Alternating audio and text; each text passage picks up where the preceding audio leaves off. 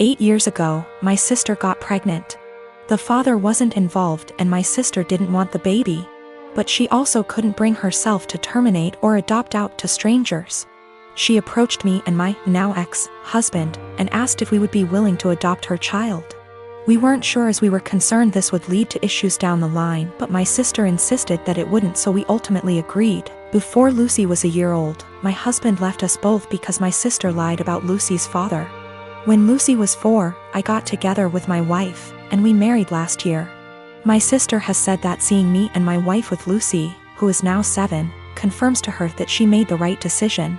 When I first adopted Lucy, my husband and I told my sister that we wanted multiple children, which she said she was fine with at the time, but now my wife and I are looking into our options and my sister objects. My sister has been staying with us since July because her boyfriend kicked her out. She keeps asking Lucy if she's sure she wants siblings. Lucy has said that she does, and telling us she's worried we won't be able to give Lucy what she needs. And then today happened. We had an online consultation with a fertility clinic to talk about sperm donation. We told my sister about it and asked her to keep an eye on Lucy while we talked.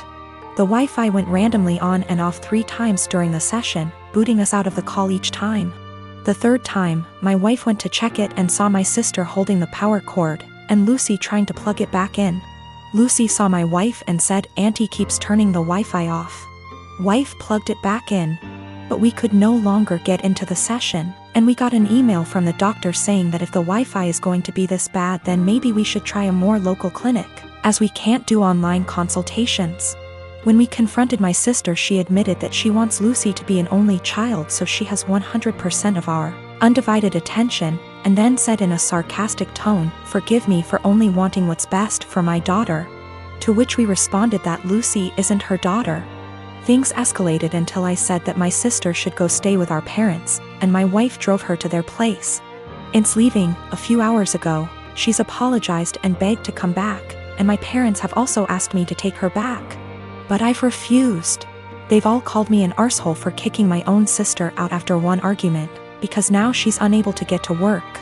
No car and too far to walk, and she's back in her childhood room while at our place she had a studio to herself behind the house. I am a 26 years old female. Me and my fiancé, he's 28, been engaged for 4 months. We're planning on having our wedding on October 18th. My future mother-in-law kept annoying me and sending me suggestions for choosing the right wedding dress, and said that she knew better and tried to get me to approve of wedding dresses that she chose. And when she couldn't enforce her decision, she demanded that I take her with me to buy my wedding dress so she could have an opinion. Before I went shopping, I called her to ask if she wanted to come, but started making excuses about how busy she was with my sister-in-law. I went shopping with my mom and I was able to find a really nice dress, although it cost me a little over what I saved up for. But it was worth it. I made some changes to it and it was perfect. It arrived to my apartment at the end of the week. I made sure it was stored in a safe place so it doesn't get ruined. Yesterday, I got back from my mom's house and found that my fiancé wasn't home, neither was the dress. I called him immediately, knowing that he must have taken it to show it to his mom, since she continuously asked to see it and refused to have me send her pictures of it on Facebook. I was so mad when it was confirmed that my fiancé took it to show it to his mom. He said he was gonna be home in 30 minutes. After he went to the supermarket, I waited for longer than I had to, and then when he arrived I ran to get my dress. That was buried underneath grocery bags. I took it to check on it and its zipper was broken, and the dress itself, fabric, was stretched out. I was like, what the happened to it? My mother-in-law must have tried it on, because it looked ruined. The straps were almost loose. I had to call my mother-in-law when my fiancé told me his mom and sister took turns to try it on. I was absolutely livid. She told me she did nothing wrong and that I was making a big deal out of it. She said she'd get a replacement for the broken zipper. But I told her to pay for a new dress since it was stretched out and no longer fitting. She refused and said that I probably wasn't happy with my dress choice and wanted her to pay so I could get a new one. I yelled at her for trying it on and ruining it. That she and my fiancé were responsible for ruining my dress, so they should pay for a new one. It's done, no longer fitting. The straps are in a horrible condition. My mom said she'd pay for fixing it, but I just hate it now that someone else wore it before me. I'm mad at both of them and seriously considering postponing the wedding. I am a 28 years old female. And I do babysitting on the weekends to make extra cash. There is one family I definitely should have phased out by now, but the kids are cute, and if I don't have another job, it's easy money. My issue is, the mom is never home on time. She used to not give me return times, but finally I started asking as it made it impossible to get anything done on the weekends. I'd go babysit so she could go to brunch, but she'd be gone from 11 a.m. to 7 p.m. My whole day was gone. After that, she'd start giving me times but never stick to them. She wouldn't even call to tell me, she'd just stay out. On Saturday, I got to her house at 6 and she was supposed to be home by 9. I told her she needed to be on time because I had plans to go out with friends. I was even getting ready at their house after I put the kids to bed. She promised. Of course, 9 o'clock rolls around and she's not home. I call her, no response. Text, no response. Another hour. Nothing. Still calling and texting. Finally, it is midnight. By this point, my plans are long ruined, but I'm pissed and exhausted. I call her and leave a voicemail saying if she's not home in the next hour, I'm considering the kids abandoned and calling the cops. I also text her this. I try calling her 30 minutes later and it goes to voicemail on the second ring. I text her again and she leaves me on read.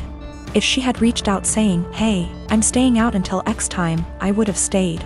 I don't know any of her family nor the father of the kids, so I can't call them. I gave her a grace period of 15 minutes and tried calling again, finally called the cops, non-emergency line. They showed up and I showed our agreement in text from earlier in the week confirming that she'd be home by 9. They tried contacting her, didn't answer. I was dismissed and they took the children to the police station. I go home and go to bed. I am awoken at 3 a.m. by a frantic call. It's her. Where are the kids? Why am I not here? I tell her I followed through on my threat, check the police station. She cursed me out, I hung up and went to bed. The next day, she sends me an essay saying the kid's father was called and there's a DCF investigation launched against her. She called me every name under the sun, but I didn't think I was wrong until I spoke to a friend with kids. She said I should have just waited it out and refused to ever sit for her again. She asked if her potentially losing her kids was worth me being petty. I met my husband 6 years ago when we both had just graduated college. He was a lovely guy, handsome and very well put together. He loved muscle cars and weightlifting, and I loved everything about him. I fell in love with him instantly and was over the moon when he asked me to marry him. A year into our marriage, I became pregnant with our son and gained about 30 pounds. I was 5 feet 3 inches, 125 pounds before the baby and 155 pounds after the baby. I still fit into the same clothing sizes, so I didn't think I had gained too much weight and that it would come off with breastfeeding and some more exercise. After the baby, my husband started pressuring me to lose the weight. He said that his friends were making comments about how fat I had gotten and that he was not as attracted to me as he was before I had the baby. He gave me an ultimatum that I either would have to lose the 30 pounds in 6 months or he would leave me.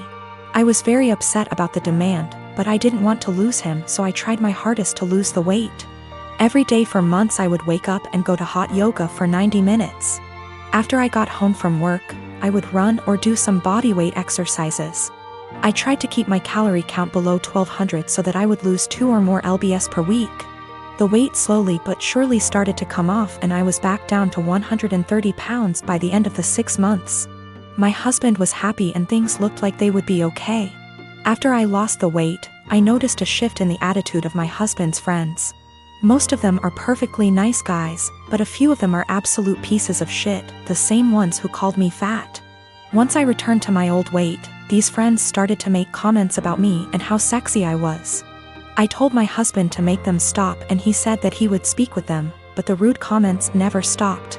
I channeled all of my frustrations into working out and I lost an additional 15 pounds of body fat and got more toned.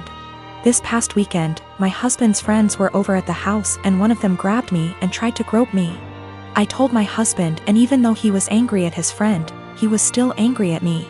My husband said that I was leading his friends on by losing so much weight, and that I was trying to make myself skinny so that I could cheat on him. I was disgusted by this accusation and packed my bags and left for my mom's house. Last night, my husband called me and begged for me to come back home.